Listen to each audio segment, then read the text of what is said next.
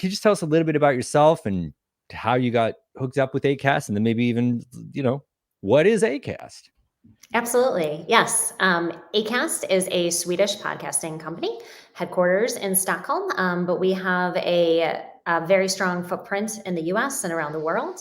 I believe it is 15 countries we have a physical presence in. So it is definitely a global organization. We offer podcast hosting, podcast distribution, and monetization. And it's a great place to be in the podcast ecosystem. I've been here for about a year and a half. I am the director of product, and I work alongside others in the product organization to build, support, innovate all of the great technologies that we offer our podcasters and our advertisers and sponsors. Okay. Yeah. Director of product. Correct. Okay. Can you tell us a little bit about that? For sure, yes. So we have a number of colleagues in Acast, engineers, designers, product managers who build the stuff. So whether it be the content management system that our podcasters log into and then distribute their podcasts to all the major platforms, or the ad targeting capabilities so that we can find the right audiences, all of those different pieces, our teams build it and support it and make sure that they're doing everything that they should be doing. So I work with a number of teams. We're mostly focused on what we call podcaster products. So the CMS, analytics, distribution. I have colleagues who work on the advertising side, much more around targeting and ad tech capabilities. But holistically, we just want to build the best stuff and solve the best problems. Okay. So that was very good. It was a broad build the best stuff, solve the best problems. That's sort of the another tying thread with Hindenburg here, where the idea is you don't have to be an audio engineer to learn about audio and make your stuff. We love anything that kind of makes it more accessible and more transparent. Okay, so we're gonna keep things a little bit simple just when we're getting going here, because there are a lot of terms that, again, we want this to be for our folks who are seasoned veterans, but some folks who are just getting into this, who many of the words maybe you just said, they're just like, I don't know what. So just tell us about distribution. Let's say this is my podcast. How do I get it to go out into the world? This is the beautiful, awesome part of podcasting. It's what's pulled me into work in this industry. It's why I love this technology. I don't come from a technical background. I worked in news media for a number of years, but the concept of podcasting, the concept of what we call the open ecosystem, is really the thread that keeps me inspired about this job and keeps a lot of our colleagues at Acast inspired and excited. And what this means is that, so every podcast is an RSS feed, which is essentially, if you think of it like an online reference to all of the information that a podcast is. So the title, the episodes, the time when episodes are published, all of this is in what we call the RSS feed. Podcast hosting providers, Acast itself, help you make these RSS feeds. So instead of anybody hand coding, which you can, but you use the technology to make the thing. And then this one feed is distributed to all different types of listening apps across the world. So you think of your Apples, your Spotify, your Google, your Amazon, they all look to the one feed for podcasting. And what's amazing is that the podcaster, the creators, work and distribute this one thing, and it reaches so many people all at once, all across the globe. And this allows us to do very cool technologies, whether it be great ad targeting, whether it be promotions, because it's all using this one thing. The technology is both awesome in terms of ability to innovate, but then it's also very simple. It's approachable. You can understand kind of how things work once you get into it. But when we talk about open ecosystem, it really means that podcasters can reach their audiences wherever those audiences are. So it's not necessarily one app. It's not necessarily one place. It's not one country. It's distributed across all of the different places. And it really allows you to touch base with audiences in the way that it's most convenient for them. Okay. So That's a great answer. In a little bit, we're going to talk a bit more about how to maybe expand your audience, those types of things. But again, just let's start off with you getting into this.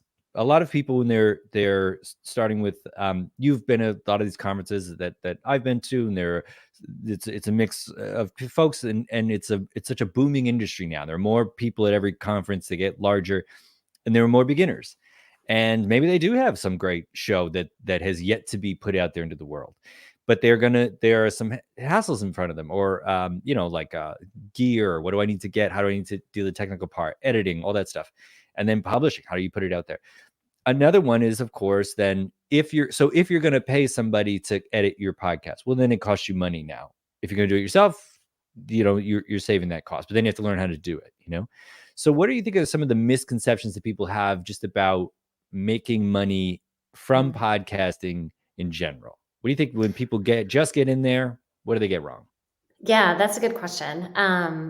There's what's cool to start is that podcasting right now gives podcasters so many more opportunities and avenues to make revenue than before. And so much so that at times like that, it can be overwhelming, or you can feel that you don't know where to start. I think some of the misconceptions start with, unless you have a plan and you just go ahead and publish, you're probably not going to see the return on investment straight away. It might take time, or you might have not positioned your podcast to meet the revenue goals that you have. So, for example, a podcast can be monetized through a programmatic dynamic ads that you tell in the system, like Acast has, where to put the ad, and then it's put in, and it cycles through itself. A podcast can be monetized by a host read, which I think a lot in the industry are familiar with, where you hear the voice of the host selling the product and explaining why it's valuable. A podcast can also be monetized by direct listener support. So subscriptions, or through different services where the audience pays the podcaster directly. All of these things can be done together as well. Like, these are not, you don't have to choose one path, but unless the podcaster makes a decision or knows what they're doing, you can make mistakes along the way. So maybe you don't set up your ad markers in the right way that's natural and it doesn't sound right. Or maybe that you're not You're supposed to put positioning. them all in the first 3 minutes, right? Like just one after the other, Exactly. after the other. Yeah. Yeah. Just like that. And in the middle of Yeah. sentences too. That work. Yeah, that's great. Yeah. So you can make things like that where it just turns off the audience. Or if you're, looking for host read, like you don't know where to go, or you don't know the right places. Or for podcast monetization, like, or getting directly from your listeners, maybe you don't actually know what they're willing to pay for. Maybe your price points are wrong. So I think what I would love to see more and more shows do is, it does not have to be, a month-long exercise, but before you launch, or before you go, or before you make the step to monetization, let's say like you've tested it, you've done some, you see an audience, and now you want to go ahead and monetize. Take a moment, write out a plan, figure out where you want to focus, and then see how it goes and give it some time. And then if it doesn't, then you pivot. And at the end of the day, it's really like figuring out what sources of revenue work best for your podcast. Because also, as well, and I mentioned things that I think of very much at the podcast itself, you have a lot of creators who have live businesses or merch offerings or things that are beyond the audio itself. So unless you sit back and take a moment and assess all of these, assess what you can do, if this is your full-time job or your part-time job, but really take inventory and figure out what you can do, what you want to do, and then fit that into your weekly, your monthly workflow. We really encourage podcasters, I encourage podcasters to kind of experiment and figure out, of all these options, what works best for them. Okay. So how many, because I think most people might not be aware. I think most folks who are I listen to podcasts. I'm kind of addicted to podcasts, so I listen to a lot of them. And by the way, I sometimes listen to sort of ones that help you go to sleep. And then this just happened to me where I heard an ad that was like the most obnoxious, loud, intense ad. It was in the middle of like one of a whale songs or something. It was so clearly out of place. It was funny, but it didn't help me with what I was looking to do.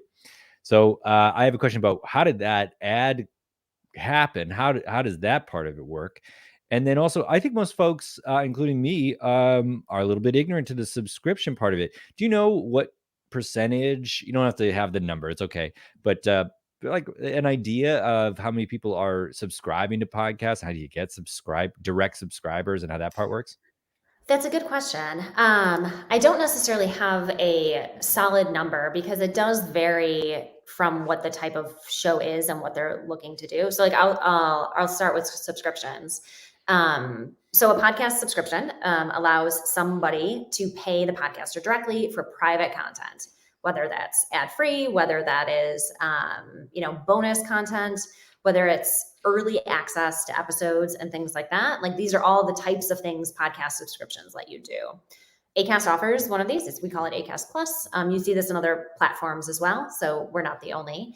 And it's a really cool way for you to get that direct revenue back.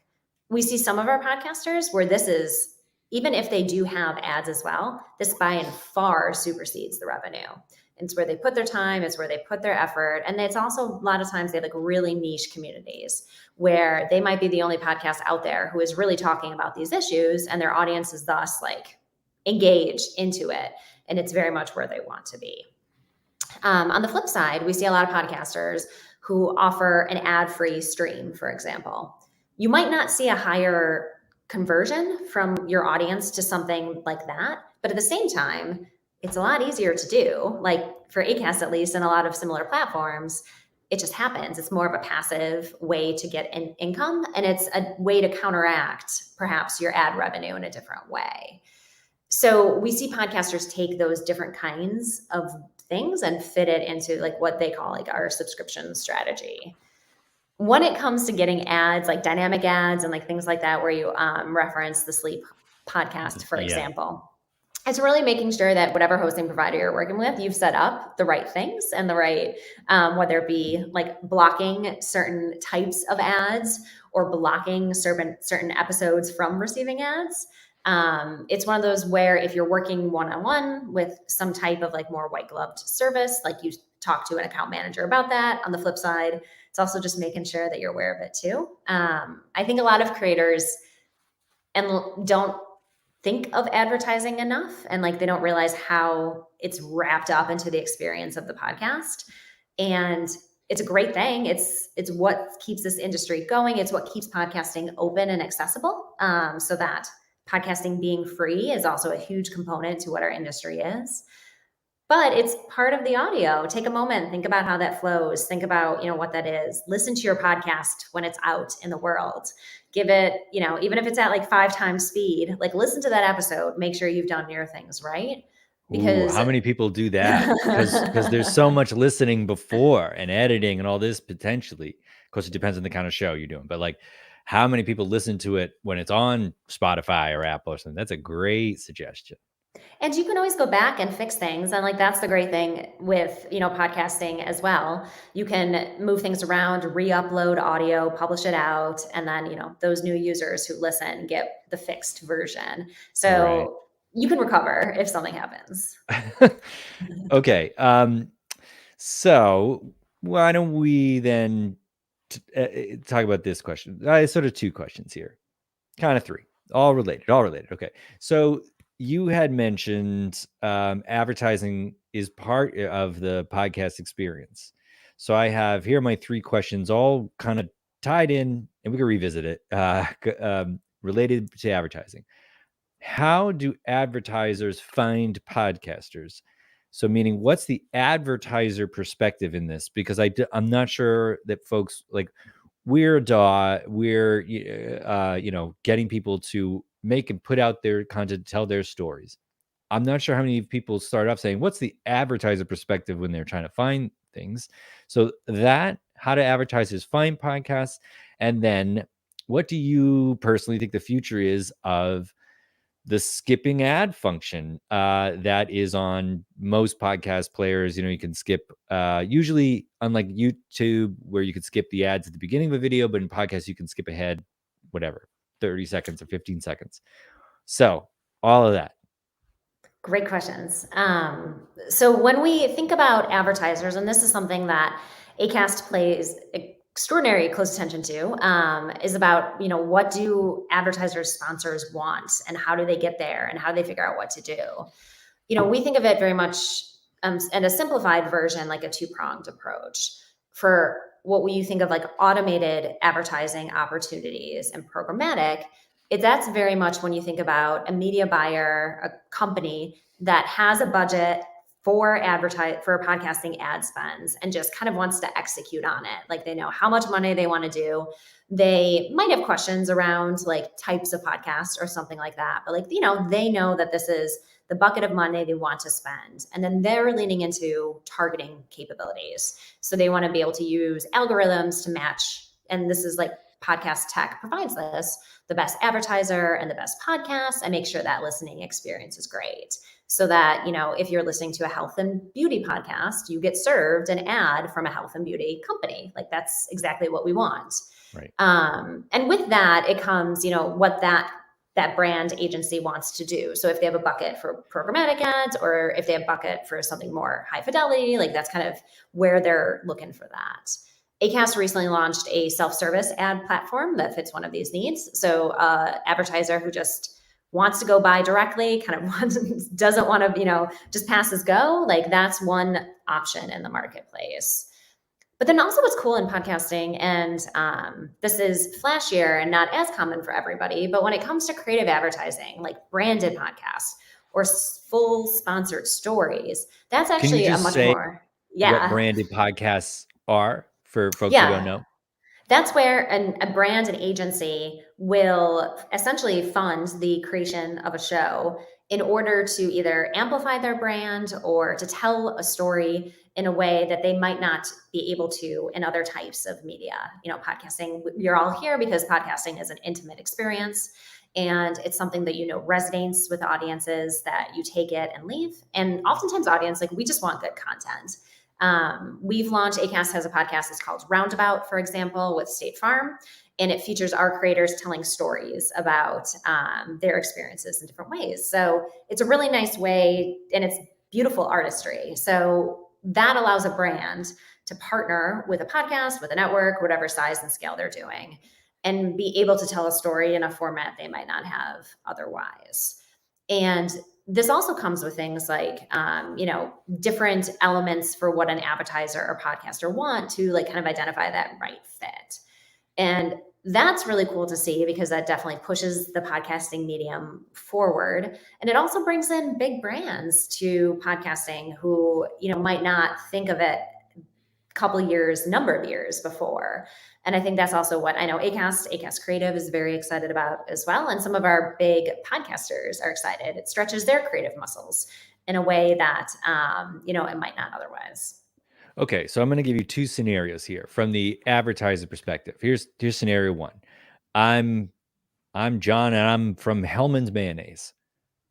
What am I looking for? When I fill out this form, or let's say I go to Acast from my perspective. What kind of how does it work? I'm looking for a certain type of podcast for people that would likely to buy mayonnaise, right? Yes. So I think we have expert sellers in the podcast ecosystem, and podcasting gives data points that you can then bring back into your specific targeting. We Okay. have, for example, like Acast has conversational targeting, and allows us to understand what's happening in the episode, and then you can target your ads based upon what is that conversation from transcripts, from understanding what Oh, it is. that's really And interesting.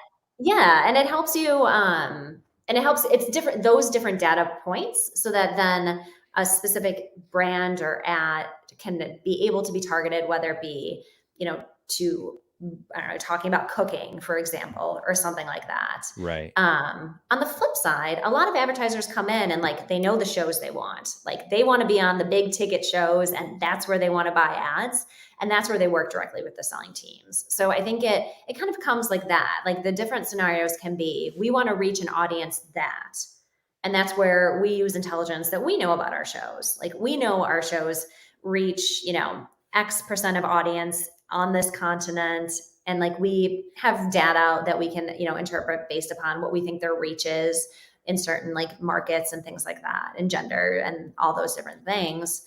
So then you do have brands like, I just want to reach this bucket of humans, but then you have agencies like, I want this, and this is the show I want because I like this host and I like this, type of thing. So it's a beautiful mixed bag Yeah. that really keeps the industry buoyed.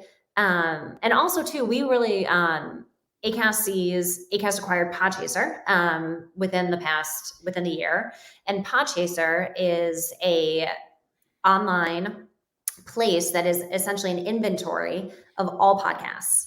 And it has anything from the titles to the episodes, and they are building more and more intelligence around different ads that have run on these shows already.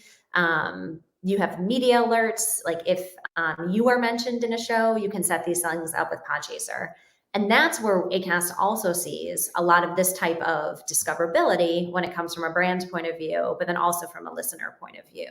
If you just want to know the stuff about a podcast, how often it publishes, like all those kind of very fundamental things, Acast is really excited to see how Podchaser can bring that forward more and more in the industry.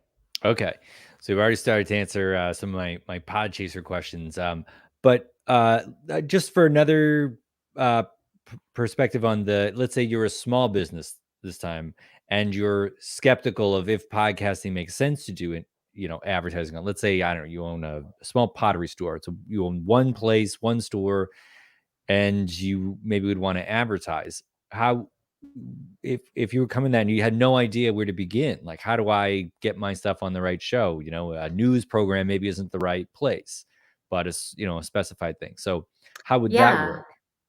I think something like that. There's, obviously like another plug for Podchaser, but just to understand the ecosystem, like search some terms, kind of figure out what shows are out there, where they're hosted. That's, some things that a database like that will display. But then there is something like Acast self-serve platform that allows you to just go ahead and give it a shot and, try perhaps a lower budget spend on something to see if you see that return on investment. When it comes to understanding, we know podcast ads are effective. There's a lot of research and a lot of studies around it. And I think when you think about understanding, like if your one campaign has made a difference or not, podcasting traditionally has really looked at, direct advertising. So like promo codes where a brand will say, in the ad itself, like 20% off, use code 123. And then the person on the website goes and uses code 123. And that is an excellent like way that still works effectively in the business. And it's still one of the most like straightforward ways to understand the effectiveness of your campaign. It's a digital coupon. Exactly. Like it's pretty Yeah. basic. The tech behind that is like it's very approachable for a lot of brands. And that's something that can be a great experimentation to see that if something works. But then on the flip side, podcasting has the effect of bringing in younger audiences just in general by nature. And I think, even if it is not that straight, somebody hears it and responds right away. Where you see podcasting bring is that repetition where you hear the brand or you see the brand and perhaps a couple of your favorite shows and you recognize that they're really, they get you as a listener and they get where you're listening and what your habits are and things like that. So I think also when you think about like a brand lift from something like this, it does not necessarily have to be that straight action. It's also recognizing that you are intimately in the ears of very, people who are hitting play, like they're taking action. They're Right. choosing to listen to podcasting. That's an incredibly powerful story for any advertiser as well, even if Sort of you're the small. Yeah, Like it's it kind of doesn't the matter. opposite of a billboard approach, right? It's right then Uh and there. Yeah, it's here. yeah. And that's great. And for a small business, like that's what, or, a smaller company, like that's what you're seeking to do. You're converting those hearts and minds in that way. Okay. So, I'm going to ask this question, and I'd like you to first. I'm going to ask it twice. The first way will be like, how, for somebody that's just getting into this. Okay, so this term SEO. Can you tell me how that affects things and what it is and how it works for getting more exposure for a show, and then also if you're a beginner, and you're intimidated by all this, how how do you get over it? Because maybe these terms are Yeah. like just too much. Yeah, so SEO, search engine optimization, has traditionally been meant mostly Google. So if you are a website and you want to have someone search for best coffee shop in X state and you want to be the first result, you want to optimize that search engine result to have you be at the top. When it comes to a podcast, yes, people will be searching on the web for your show, but people also will be searching in their podcast apps. And this goes back to the open ecosystem, the distribution of podcasting. And this is where it is both great and it's also difficult for a podcast creator because you're not just trying to get better and better in one place, you're trying to get better in a bunch of different apps. But when it comes back to it, it's looking at those things that either an app is searching or Google is the same. If it's the title of your show, the description of your show, your title of your episodes, all these things matter. You want to choose your words carefully. You want to be short, you want to be concise. You want to be very clear as to what you're looking to, what you're speaking to. So if you have a home building podcast, you'll likely want to have one of those words in the title so that when someone is searching for this in the app, and every app is a little different, but for the most part, like that's how they work. They search the title of the show. And so you want to be, yes, cute and innovative, but at the same time, targeted because you want people to discover your stuff. Now, you don't want to sound like an SEO robot. You don't want to be SEO stuffing. You don't want to, throw a bunch of words in there just to try to be the top of the results, because that also will detract your audiences once they kind of see your show and realize like this doesn't sound like a human. Like again, podcasting is a very intimate medium. So it is a balance. And it's also to recognize that, of course, it's awesome if you're the top home building podcast when someone searches, like that's amazing. But if you start to test around and you realize like you're not hitting the top, just also remember that when someone is choosing a podcast, there are other factors involved as well. They look at the podcast artwork. They look at when did you release your last episode? Like these are all the different data points that a human does to go look at a show to try to pick it. I can't imagine if I'm going to listen to. I don't know how long the average podcast is. The ones I listen to are typically about an hour, sub 45 minutes maybe. I can't imagine saying I'm going to listen to something for 45 minutes based on the artwork. That I just give you seems so that. crazy to me. Like, Full stop. But yeah, yes, but as much as it's when you don't have a lot of podcasting does not have a lot of visuals, and that's also like very on point for it. But if you have the thing, it takes a moment to make sure like the one thing that your mind is connecting to in terms of a visual be good. It doesn't have to be, finely designed per se, but at least should be sharp, clean, yeah. representative of what the show is. Yeah, I hear you. Okay, so in some of this, does this mean like getting on playlists and that kind of thing for Spotify or other platforms? Is that what people should be trying to do to get exposure and have better search optimization, or is it something else? Well, that's awesome. If you can do that, like that's amazing. But that's also of all the, tons of podcasts out there in the world to be the one picked by a lot of these major apps is really hard. And a lot of them have pitch forms and things like that. And you can also target perhaps a smaller app that may not have, the same size of scale, but maybe you get influential treatment in some of those as well. Some also don't Oh, have that's cool. playlists at all. Like, some don't do that type of curated thing. So if you can get there, amazing. Like that's awesome. Congratulations. But if you can't, that's okay. You want to be able to have your podcast displayed in all the places you need it to be. So make sure the categories are right. One of the things in the RSS feed is like you name the categories. Make sure those are accurate. A lot of apps go Makes by sense. category. Yeah, like do your Yeah. hygiene for it. Podchaser allows you to create your own playlists, which then do rank very well in traditional Google searches. So you can go into Podchaser and make a list of like top 10 podcasts about X, Y, and Z. And then if you, continue to do well with it, like it will go high in the Google search result when someone is searching top 10 podcasts about X, Y, and Z. So that's one way to kind of take that in your own hands, which is cool, to be able to make that curational power yourself. So there's still other opportunities beyond being like the star in an app, which again, amazing, but you have other things within your control that you can promote your own show.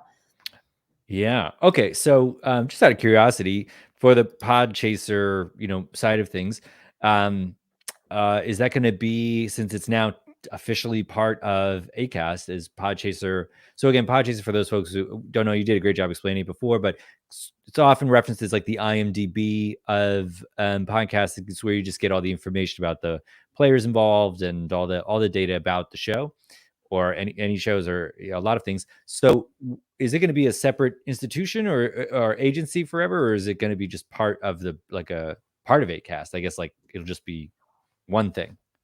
Yeah, Podchaser is still very much doing their separate great work. We really want that to continue to elevate them, because if Podchaser does their job well in being the IMBD of podcasting, like that benefits us. Like that's exactly what we want to have happen. We want our shows to be discovered. We want all shows, and we really want. And this is where the relationship with Podchaser and Acast is a beautiful thing. Is we very much believe in advancing, improving podcast data for the whole industry.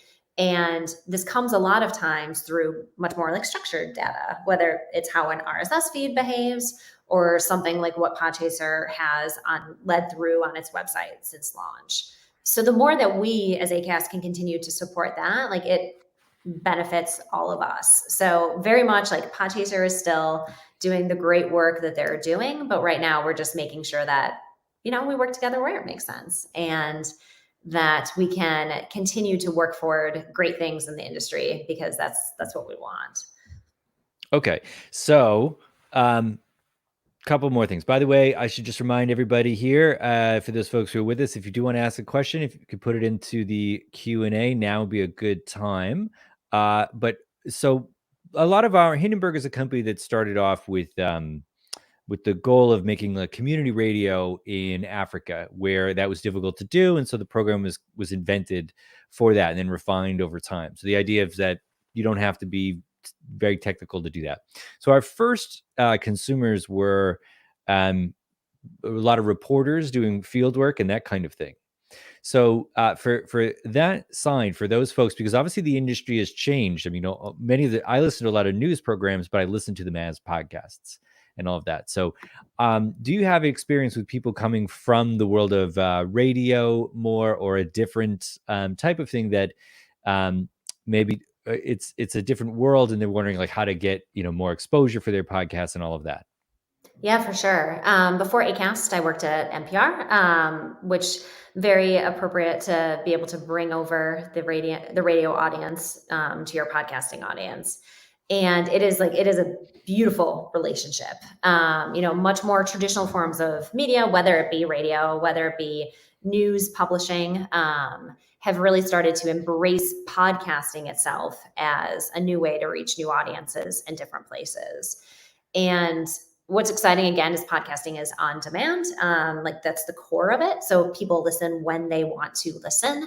And that really helps to make sure that your message is heard, that it's there, that it reaches the right audiences.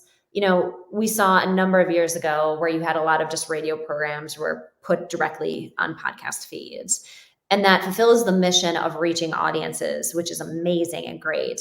But then podcasting has developed more and more too for more traditional media forms as a way to experiment and a way to see that, like, whether it's a different type of delivery, whether it's extra content, whether it's something to just reach your audience in a different way, you can kind of break the mold because podcasting is so adaptable. And even with like equipment and things like that, like the startup of getting a podcast going is, pretty approachable for most companies and radio or media combined. So it's really cool to think about it being a place first for that audio content to like experiment and try different storytelling formats. One thing that Acast is really excited about as we think about the future of podcasting, and I full stop believe in this, is that the audio storytelling format will continue to resonate more and more with people. We have, it might sound trite, but we have very much a, instant access, quick hit news culture right now, whether it be through social media or just where people get, skim the headlines and then they have their news of the day. And when it comes to podcasting and audio, it is much more in depth, much more slow in an appropriate way. And we believe that more and more audiences will continue to go to that for, their sources of introspection, of breaking apart issues, of learning more and really being able to get to the meat of things in a way that other forms of media don't always allow you to do. I agree. That's part of why I personally am an addict, because I'm the things I like when I see, well, like some legacy media things. I think there was just a lot of hype, and then there's nothing to it. There's no content behind it, because I'm used to listening to, somebody drone on about something for forever. So, but not just drone on, like get into a lot of detail. That Yeah. you need a format for that, and I'm amazed that it's so popular. Happily amazed. Okay, so you've said it a little bit about it, but we see a lot of these things at trade shows and or working with other companies and all this. I mean, there are some fascinating, maybe scary things out there, such as AI, like meaning AI created content or voices and scripts, etc. Or, I mean, some part of what's happening on the back end that you're talking about is, of course, AI. I've seen really interesting things where people putting animations to podcasting that's I think done by an AI that's happening while like it's analyzing the script and coming up with something that's pretty amazing. What do you think?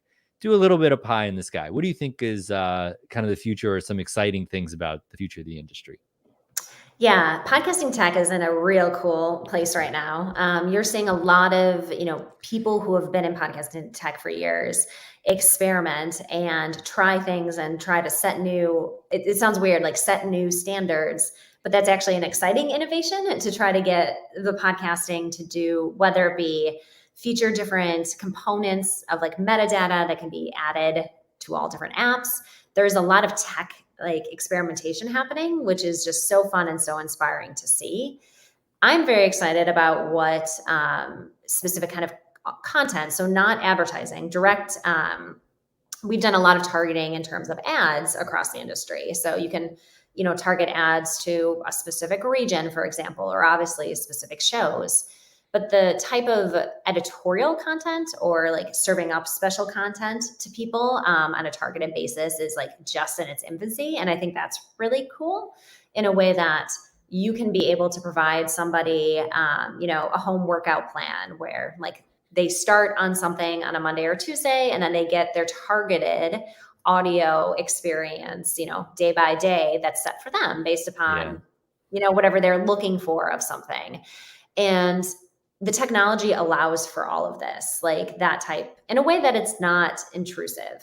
Like it's, we're not the display ads that are following you around the internet after you've already purchased the, set of shoes type of thing.